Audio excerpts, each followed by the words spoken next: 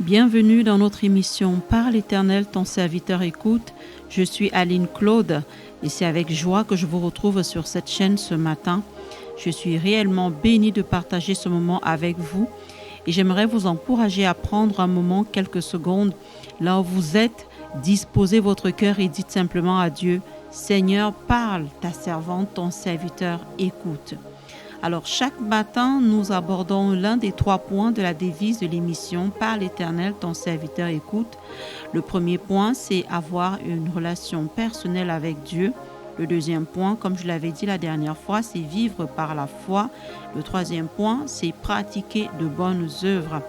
Alors, la semaine dernière, j'ai partagé sur le premier point, c'est-à-dire sur ce que signifie avoir une relation personnelle avec Dieu. J'ai utilisé le passage de Jean au chapitre 17 à partir du verset 3, où il est écrit « Or la vie éternelle, c'est qu'ils te connaissent, toi le seul vrai Dieu, et celui que tu as envoyé, Jésus-Christ. » Et à travers ce passage, j'ai expliqué que connaître Dieu ne signifie pas seulement savoir des choses sur lui. Amen. Mais connaître Dieu, c'est également vivre une relation réelle avec lui au quotidien. Donc, j'ai présenté la prière comme une conversation entre 2 personnes, c'est-à-dire entre Dieu et vous, entre Dieu et une autre personne. C'est un échange entre Dieu et l'homme. Donc, la prière, en fait, c'est quoi? La prière, je l'ai présentée comme le langage, le moyen de communication utilisé dans cette relation que l'homme entretient avec Dieu ou que Dieu entretient avec l'homme. Donc, il ne s'agit en aucun cas d'un monologue. Amen. Donc, il ne s'agit en aucun cas d'un monologue où nous venons déballer notre liste d'insatisfactions, des erreurs commises, des plaintes, des lamentations, nos demandes ou nos besoins ou chasser des démons. Oui, nous devons chasser les démons. Oui, nous devons venir avec nos demandes. Oui, nous devons venir avec faire nos requêtes. Amen. Oui, il y a un temps pour cela. Mais notre prière ne doit pas en aucun cas devenir juste un monologue. Amen. Nous ne devons pas venir juste dans la présence de Dieu et parler, et puis nous retirer et ne pas écouter Dieu. Donc Dieu n'est pas un supermarché gratuit ou spirituel où on vient présenter sa liste de courses, on charge son caddie, on demande ce qu'on veut et ensuite on peut sortir et s'en aller comme on veut. Non, Dieu est une personne. Dieu est une personne et il est Dieu. Il est le Dieu créateur. Il est celui-là qui nous a créés, celui-là qui nous a sauvés, celui-là qui a tout fait pour nous. Il est la source de toutes choses dans notre vie. Et lorsque nous entrons en fait en communion avec Dieu, lorsque nous décidons en fait de prier, nous devons prendre le temps non seulement de parler à Dieu parce que c'est une conversation, mais également de l'écouter. Amen. Amen. Donc, aujourd'hui, je vais pouvoir parler comment avoir une relation personnelle avec Dieu. Comment entretenir cette relation personnelle avec Dieu. Alors, premièrement, comme je l'avais dit la semaine passée, j'avais dit que pour pouvoir avoir une relation avec Dieu, premièrement, il faut être né de nouveau. Il faut premièrement se convertir. Il faut premièrement revenir à Dieu par Jésus-Christ. Accepter ce que Jésus-Christ a fait, l'œuvre achevée de la croix. Accepter ce que Jésus-Christ a fait. Il est gratuit. Amen. Il est question de recevoir Jésus-Christ dans votre vie comme votre Seigneur et Sauveur personnel et d'accéder au royaume de Dieu. Amen. Donc, une fois que nous acceptons Jésus-Christ dans notre vie comme Seigneur et Sauveur personnel, alors désormais, nous pouvons entrer devant le trône de la grâce en toute confiance. Amen. Tel que nous le dit le livre d'Hébreux au chapitre 4 à partir du verset 7. Il est écrit « Approchons-nous donc avec assurance du trône de la grâce afin d'obtenir miséricorde et de trouver grâce pour être secourus dans nos besoins. » Dites avec moi « Amen ». Et lorsque nous continuons notre lecture au livre d'Éphésiens au chapitre 3 à partir du verset 12, il est écrit « En qui nous avons par la foi en lui la liberté de nous approcher de Dieu avec confiance. » Donc c'est par Jésus-Christ que nous pouvons désormais nous approcher de Dieu le Père en toute confiance. Amen. sans avoir une crainte d'être foudroyé par sa colère. Alléluia. Parce que tous les hommes ont péché, tous ont péché et sont privés de la gloire de Dieu. Mais une fois que nous avons reçu le salut en Jésus-Christ, alors nous pouvons nous approcher de Dieu sans avoir crainte. Et lorsque nous poursuivons notre lecture dans le livre d'Hébreux, au chapitre 10, à partir du verset 19, nous lisons que « Ainsi donc, frères, puisque nous avons, au moyen du sang de Jésus, une libre entrée dans le sanctuaire, approchons-nous avec un cœur sincère, dans la plénitude de la foi, grâce à l'œuvre accomplie de Jésus-Christ à la croix. » Amen. Donc nous devons le savoir, que grâce à ce que Jésus-Christ a fait, grâce à ce que, par le sang de Jésus-Christ qui a coulé à la croix, les chrétiens nés de nouveau, ou plutôt on peut dire, quand je dis chrétiens nés de nouveau, en fait c'est pour dire les vrais chrétiens, entre guillemets, en fait peuvent s'approcher désormais de Dieu sans crainte, avec confiance. Donc la relation commence par une décision personnel. Donc, personne ne peut recevoir Jésus-Christ à votre place. Personne ne peut prier Jésus à votre place. Je parle notamment du salut de votre âme. Je parle de votre conversion. Amen. Personne ne va décider à votre place que voilà, j'ai décidé de choisir Jésus pour mon frère, pour ma mère, pour telle personne. Oui, nous pouvons intercéder pour leur conversion. Oui, nous pouvons activer certaines clés dans la prière afin que voilà, leur cœur soit disposé. Il y a un temps de prière également que je vais préparer par rapport à cela. Le moment venu, vous verrez comment est-ce qu'on doit prier pour une personne pour pouvoir activer véritablement sa conversion. Mais aujourd'hui, ce n'est pas de ce que je vais parler. Alors, le deuxième moyen, voilà, après la nouvelle naissance, le deuxième moyen, en fait, que nous devons utiliser ici, c'est la prière. Comme je l'ai dit, la prière, en fait, c'est le langage que nous utilisons pour pouvoir communiquer avec Dieu. C'est le moyen que nous utilisons pour communiquer avec Dieu. Dieu a dit, vous me chercherez et vous me trouverez. Bien-aimés, c'est en prière que nous cherchons Dieu. Amen. Il a dit, vous me chercherez et vous me trouverez si vous me cherchez de tout votre cœur. Donc, dans la prière, il y a plusieurs types de prières. Il y a la prière et les prières d'action de grâce. Il y a les prières de requête. Il y a les supplications. Lorsque nous lisons un peu le livre de Éphésiens au chapitre 6, à partir du verset 18, nous voyons en fait que ce passage nous parle de toutes sortes de prières. Il est écrit, faites en tout temps par l'Esprit toutes sortes de prières. Amen. Lorsque nous lisons également le livre de Philippiens 4 au verset 6, il dit, ne vous inquiétez de rien, mais en toute chose faites connaître à Dieu vos besoins par des prières, des supplications avec des actions de grâce. Alléluia. Donc il y a plusieurs types de prières, mais peu importe ces types de prières, nous devons prendre le temps d'écouter Dieu. Donc la prière, c'est le moment d'une véritable communion avec le Seigneur par son Saint-Esprit. Alléluia. C'est un moment d'écoute et propice pour poser des questions face aux interrogations que nous avons envers Dieu. Alléluia. Face aux interrogations que nous pouvons avoir, même peut-être dans notre étude, dans notre quête personnelle de Dieu, dans nos recherches personnelles. Amen.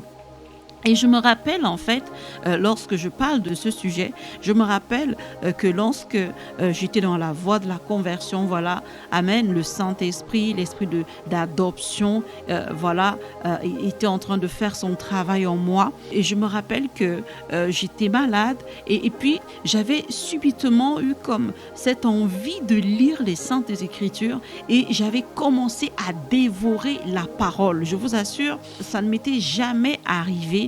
J'avais lu, j'ai mangé tout le livre de Job, j'ai mangé tout le livre de Esther, j'ai mangé tout le livre de Ruth. Quand je dis que j'ai mangé, ça veut dire que j'ai lu.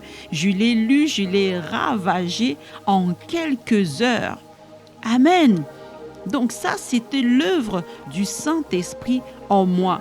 Et dans mon cœur, j'avais des inquiétudes. J'étais catholique à l'époque. Je me demandais, mais Seigneur, est-ce que nous devons véritablement prier les saints? Donc, je me posais toutes ces questions. Qu'en est-il réellement des statuts à l'Église? Devons-nous faire les prières aux saints, les prières à Marie, les prières aux anges? Seigneur, qu'en est-il réellement? Seigneur, montre-moi la voie à suivre. Donc, en fait, je me posais toutes ces questions et je disais, Seigneur, je sais pas ce qui m'arrive, mais je veux connaître la vérité. Amen. Ce n'est pas quelqu'un qui m'avait prêché l'évangile. Alléluia. Il ne faudrait pas que quelqu'un se dise que voilà, non, peut-être cette sœur, elle est en train de parler, voilà, peut-être c'est quelque chose qu'on lui a enseigné. Non, c'est le Saint-Esprit qui s'est chargé de m'enseigner toutes ces choses. Et alors que j'étais en train de poser des questions à Dieu, il m'a conduite à lire Isaïe 44. Premièrement, il m'a plongé dans un sommeil et j'ai dormi. Et quand je m'étais réveillée directement, il m'a fait lire Isaïe 44 à partir du verset 6. Nous pouvons lire ensemble où il est écrit que « Je suis le premier et je suis le dernier. Et hors moi, il n'y a point de Dieu. Tournez-vous vers moi et vous serez sauvés. » Donc Dieu s'était révélé à moi et il avait fait taire en moi toute cette incrédulité, tous ces mensonges qu'il y avait en moi. Nous pouvons lire à partir du verset 44, lire ensemble, tel que le Seigneur m'avait conduit. Il est écrit à partir du verset 6, « Ainsi parle l'Éternel, roi d'Israël et son Rédempteur, l'Éternel des armées, je suis le premier et je suis le dernier. Et hors moi, il n'y a point de Dieu. Qui a comme moi fait des prédictions ?» Je suis en train de lire en fait tous les versets jusqu'au verset 25. « Qui a comme moi fait des prédictions, qui le déclare et me le prouve, depuis que j'ai fondé le peuple ancien, qu'ils annoncent l'avenir et ce qui doit arriver. N'ayez pas peur et ne tremblez pas. Ne te laisse pas dès longtemps annoncer et déclarer, vous êtes mes témoins, y a-t-il un autre Dieu que moi? Il n'y a pas d'autre rocher, je n'en connais point. » Et il a précisé au sujet des questions que j'étais en train de lui poser, il a précisé dans les paroles révélées qu'il m'a données. Dans le verset 9, il est écrit « Ceux qui fabriquent des idoles ne sont tous que vanité, et leurs plus belles œuvres ne servent à rien. Elles le témoignent elles-mêmes. Elles n'ont ni la vue, ni l'intelligence, afin qu'ils soient dans la confusion. » Et au verset 10, il est écrit « Qui est-ce qui fabrique un Dieu ou font une idole pour n'en retirer aucune utilité? Voici, tous ceux qui travaillent seront confondus, et les ouvriers ne sont que des hommes. Qu'ils se réunissent tous, qu'ils se présentent, et tous ensemble ils seront tremblants et couverts de honte. Le forgeron fait une hache, il travaille avec le charbon et il la façonne à coups de marteau. Il la forge d'un bras vigoureux, mais a-t-il faim? Le voilà sans force. Ne boit-il pas d'eau? Le voilà épuisé. Le charpentier étend le cordeau, fait un tracé au crayon, façonne le bois avec un couteau et marque ses dimensions avec le compas. Et il produit une figure d'homme, une belle forme humaine, pour qu'elle habite dans une maison. Il se coupe des cèdres, au verset 14, il prend des rouvres et des chênes et fait un choix parmi les arbres de la forêt. Il plante des pins et la pluie les fait croître. Au verset 15, ces arbres servent à l'homme pour brûler. Il en prend et il se chauffe. Il y met aussi le feu pour cuire du pain et il en fait également un Dieu qu'il adore. Il en fait une idole devant laquelle il se prosterne. Il brûle au feu la moitié de son bois. Avec cette moitié, il cuit de la viande. Il apprête un rôti et se rassasie. Il se chauffe aussi et dit « Ha ha, je me chauffe, je vois la flamme. » Et avec le reste, il fait un Dieu, son idole. Il se prosterne devant elle, il l'adore, il l'invoque et s'écrie « Sauve-moi, car tu es mon Dieu. » Ils n'ont ni l'intelligence, ni entendement, car on leur a fermé les yeux pour qu'ils ne voient point, et le cœur pour qu'ils ne comprennent point. Il ne rentre pas en lui-même et il n'a ni l'intelligence ni le bon sens de dire « J'en ai brûlé une moitié au feu, j'ai cuit du pain sur les charbons, j'ai rôti de la viande et je l'ai mangé. Avec le reste, je ferai une abomination. Je me prosternerai devant un morceau de bois, il se repaît de cendres, son cœur abusé l'égare, et il ne sauvera point son âme. Et il ne dira point, n'est-ce pas du mensonge que j'ai dans ma main? Souviens-toi de ces choses, ô Jacob, ô Israël, car tu es mon serviteur, je t'ai formé, tu es mon serviteur, Israël, je ne t'oublierai point. » Et plus tard, le Seigneur m'avait conduit également dans le texte de Isaïe 45, à partir du verset 16 au verset 25, où il est écrit « Ils sont tous honteux et confus, ils s'en vont tous avec ignominie, les fabricateurs d'idoles. C'est par l'Éternel qu'Israël obtient le salut, un salut éternel. Vous ne serez ni honteux, ni confus jusque dans l'éternité. » Vous pourriez lire la suite de ce passage. Vraiment, moi j'ai été franchement bénie. Le Seigneur m'a parlé, il m'a édifié. Il a enlevé toute forme d'incrédulité qu'il y avait en moi. Il avait enlevé toute forme de résistance à l'évangile, de résistance à la vérité. Bien-aimé, il l'a fait avec moi. Et je crois que ce qu'il a fait avec moi, il le fera également avec vous. Il le fait avec vous à cet instant alors que vous écoutez la parole de Dieu. Il le fait également avec vous. Il vous amène à vous tourner vers lui. Il vous amène à lâcher toutes ces choses qui sont accrochées à la religion. Toutes ces choses que la religion a utilisées pour vous maintenir captive et esclave. Le Seigneur vous délivre aujourd'hui. Amen. Et puis, le Seigneur, en fait, au travers de cette révélation, il m'a ouvert les yeux. Alléluia. Et j'ai pu me lever et dire non à tous ces mensonges. Alléluia. Je ne suis pas en train de critiquer une église, non. Je suis en train de parler de mon vécu personnel. Pour ceux qui me connaissent avant, j'étais une catholique, je voulais même pas qu'on me prêche l'évangile. Je voulais même pas qu'on me donne des tracts. Amen. Je me souviens qu'il fut un temps où je chassais souvent des personnes qui venaient cogner chez moi pour m'annoncer l'évangile. Je les chassais souvent. Donc je voulais même pas en entendre parler. Mais le Saint-Esprit, l'Esprit d'adoption, il s'est chargé de venir me parler. Et lorsque j'avais disposé mon cœur, j'ai dit, Seigneur, révèle-toi à moi, je veux connaître. Je ne veux pas que quelqu'un vienne me dire, je veux que toi, tu me parles. Je veux que toi-même, tu m'expliques les choses.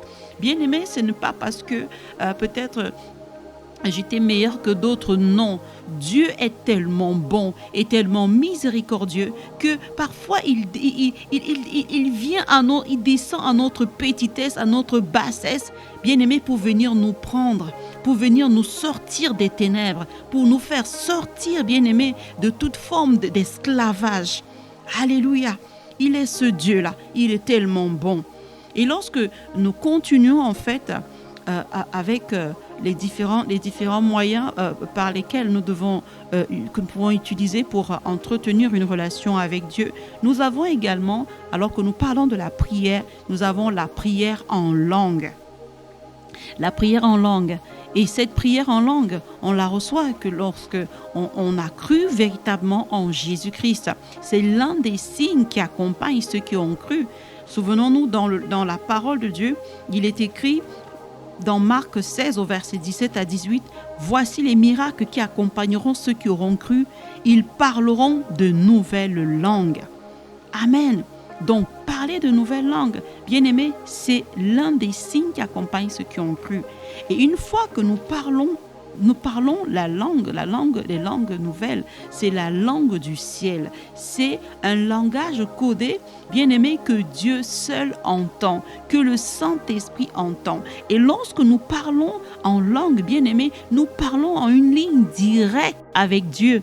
Alléluia. C'est comme une ligne sécurisée.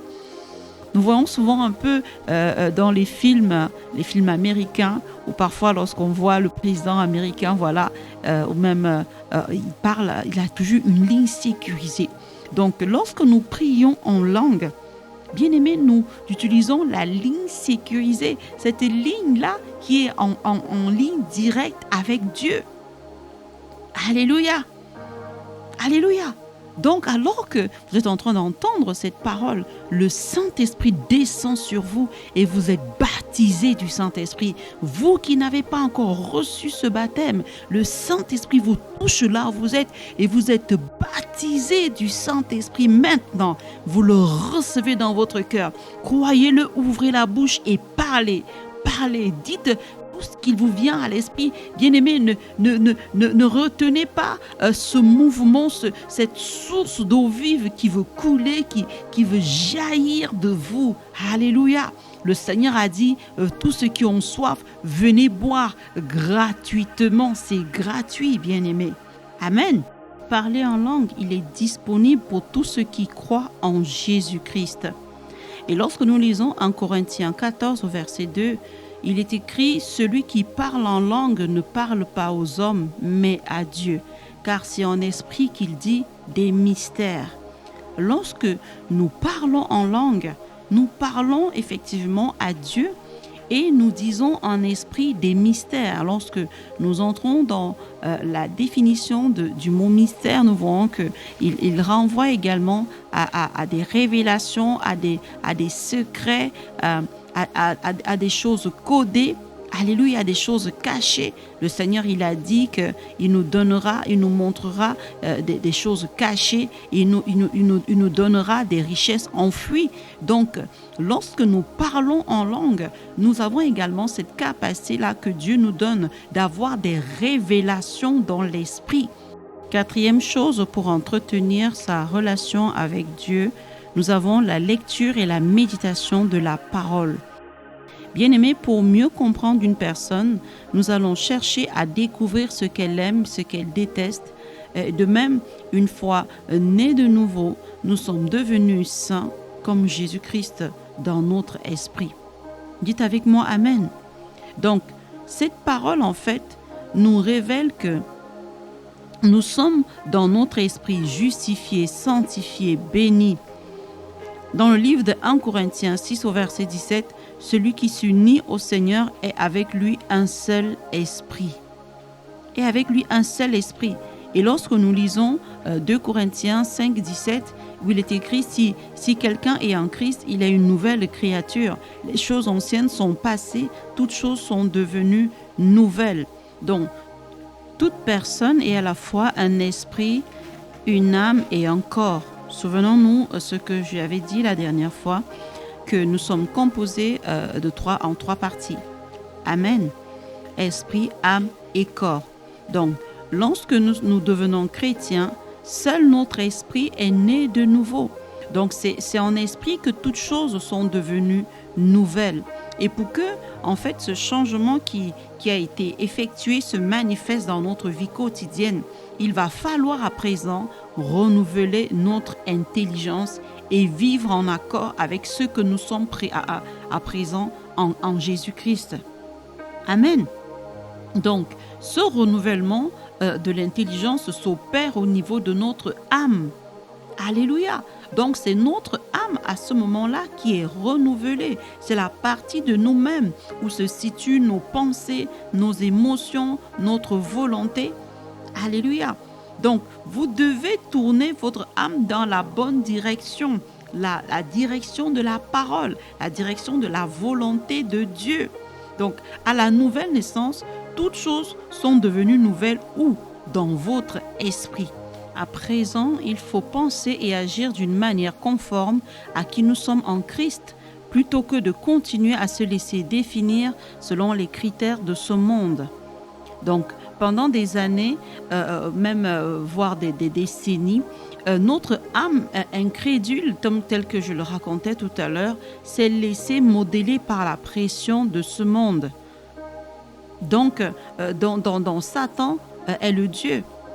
Donc, n'oublions pas que Satan, c'est lui qui est le prince de ce monde. Et c'est lui qui a établi tous ces systèmes, les systèmes religieux. C'est lui qui a établi toutes ces choses qui éloignent les hommes de Dieu. Donc, il va donc falloir reprogrammer votre âme complètement en restant focalisé sur Dieu et sur sa parole. Proverbe 23, verset 7 nous dit « Car il est comme les pensées de son âme ». L'âme, en fait, elle est comme un robinet. L'âme est comme un robinet entre le corps et l'esprit. Et c'est elle, en fait, qui détermine ce qui se manifeste dans notre vie tous les jours. Si, par exemple, je peux toucher votre corps physique, c'est-à-dire je peux venir, je vous salue, je vous tends la main, je vous touche. En fait, là, je vais toucher votre corps physique. Mais si je veux toucher votre âme, je devrais peut-être, si je vous parle durement, ou si je vous parle de manière un peu plus sympathique, ça va vous faire rire, bien ça va vous rendre un peu plus joyeux. Là, je serai en train de toucher votre âme. Si les paroles que je peux vous dire provoquent en vous une tristesse, ça va toucher votre âme. À ce moment, c'est votre âme qui sera touchée, mais ce ne sera pas votre corps. Donc, l'âme détermine ce qui se manifeste dans notre vie de tous les jours. Donc, si vous tournez votre âme vers le monde, votre âme va se fermer, c'est-à-dire le robinet, en fait, qui est connecté à votre corps et à votre esprit, va être fermé. Mais si vous tournez votre âme vers Dieu, alors la vie de l'esprit en vous va couler. Donc, vous êtes toujours sauvés, mais cela peut ne pas avoir un impact visible si votre âme reste fermée. C'est-à-dire si vous ne renouvelez pas votre intelligence. Donc, la bonne nouvelle pour vous ce matin, c'est que vous avez le libre arbitre. Donc, le choix entre la chair et l'esprit, c'est à vous de décider. Et ce que nous devons également savoir, c'est que beaucoup de personnes se disent qu'à peine ils sont nés de nouveau, ils doivent être totalement transformés. Oui, il y a des cas où des personnes effectivement se sont converties et ont été complètement changées. Alléluia. De telle sorte que les actes qu'ils pouvaient poser dans le passé, c'est-à-dire avant leur conversion, bien aimés, ils ont été complètement changés en un autre homme. De telle sorte que non seulement il y a eu le changement dans leur esprit, mais ce changement également est visible dans leur corps. Et je peux souvent témoigner, je me rappelle une de mes sœurs qui me disait que lorsque je m'étais convertie, elle avait en fait une faiblesse avec l'impudicité. Elle n'arrivait pas encore à lâcher ce péché. Elle jouait encore de temps en temps avec le péché. Mais en fait, c'est-à-dire la manière dont elle a vu comment le Seigneur, moi j'ai été convertie, en fait, le Seigneur m'a utilisée pour pouvoir l'amener à abandonner complètement l'impudicité. Amen. Donc, lorsque nous regardons la vie de certaines personnes qui sont converties, parfois on se pose la question, pourquoi est-ce que le fruit ne se manifeste-t-il pas toujours? Bien-aimé, c'est un processus. Pour voir les fruits dans la vie d'une personne qui est née de nouveau, il y a tout un processus.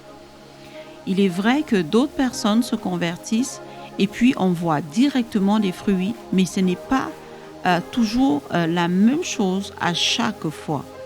Donc, pour voir le fruit se manifester dans la vie d'une personne, ce que nous devons savoir, c'est qu'il y a tout un processus à suivre.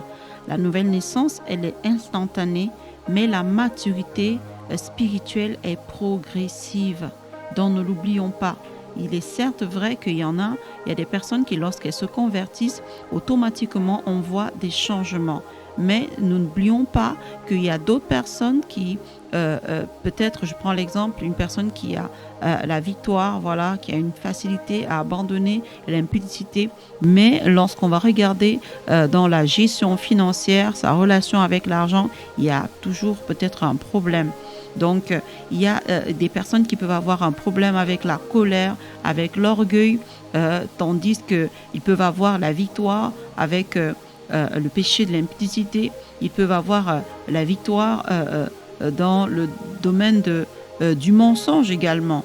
Mais il y a toujours comme une lutte à l'intérieur parce que l'âme, elle a besoin d'être restaurée. Ce que nous devons retenir, c'est que Dieu cherche à avoir une relation avec vous. Je suis arrivée au terme de cet épisode. Je vous encourage à le réécouter.